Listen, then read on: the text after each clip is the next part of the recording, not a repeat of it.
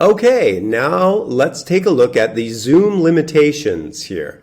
What this means is, go ahead and click that, and you can set your zoom limit. That is, when somebody scrolls in or uses their mouse wheel to take a look, just how far they can go.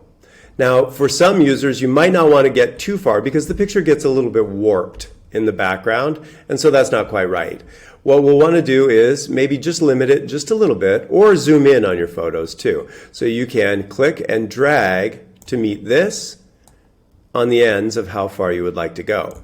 So now that we have those set, let's try. So you can go all the way out to there or all the way into here. Now for now though, I want to go in a little bit closer and be able to zoom right into the building. So let's go ahead and go there. So we now have all the way in and all the way out. You can see here, the picture still maintains its aspect ratio, so that's good. All right, and that should do it. When you're done, hit apply.